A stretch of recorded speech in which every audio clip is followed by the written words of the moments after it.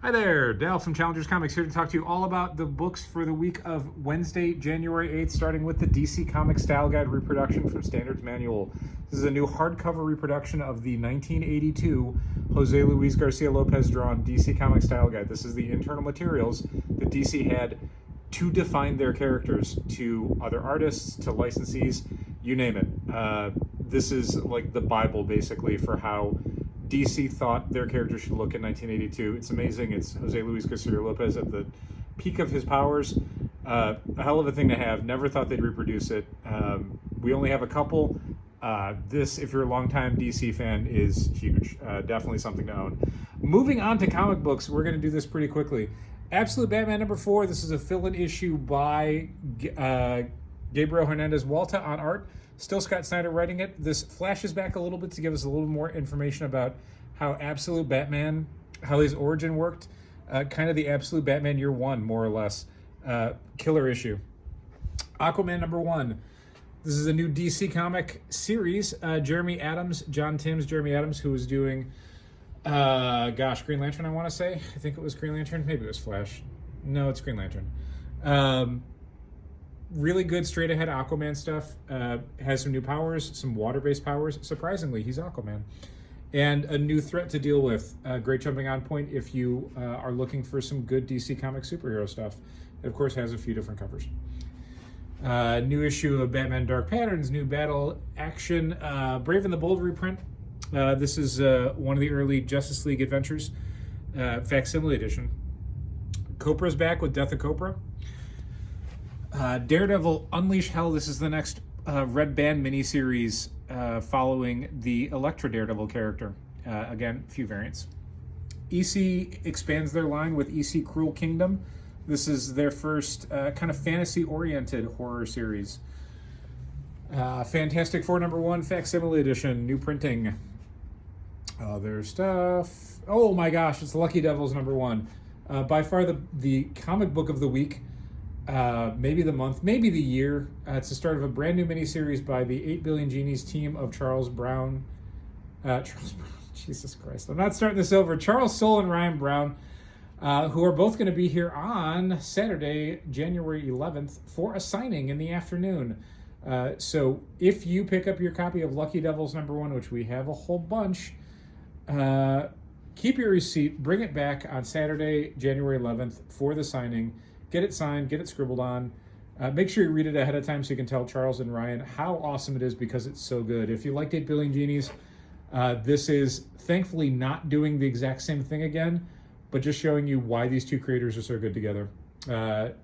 Two devils are looking to escape hell, and they're going to use two human beings who they've been torturing their entire lives to do it.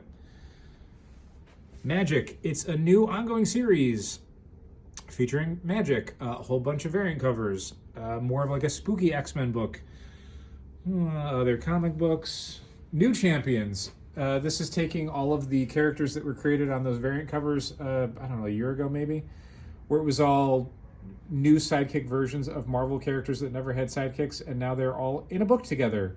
This is spinning out of the Spider-Woman series by Steve Fox. Thankfully, there is a recap in the back that kind of brings you up to speed on what these characters are going through, because the lead story kind of assumes that you already read the other books, which, considering the fact that Spider-Woman got canceled, I assume most people were not reading. Still in all, if you take the two stories together, it is a good jumping on point. Some fun new characters. God only knows which of these is going to be the next Spider-Boy, Spider-Gwen, Jeff the Landshark, I don't know. Worth checking out. More comic books. Those Not Afraid. This is a new Kyle Starks miniseries. It is more of a dark serial killer horror series, still with a bit of that Kyle Starks sense of humor to it. Two serial killers are going for the serial killing record in a town in America. Transformers. Huge issue. Massive stuff happens. Bruticus versus Devastator. A last page you're not going to want to miss. Ultimate Black Panther. All-new Venom.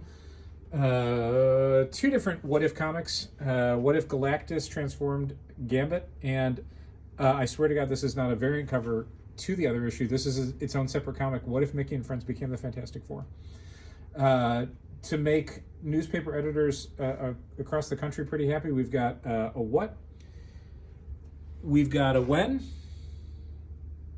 and we've got a where. We are only missing a Doctor Who comic and a Y the Last Man collection to make this little 5 thing complete. What is it? What's a 5 thing? Ah, God, I don't know.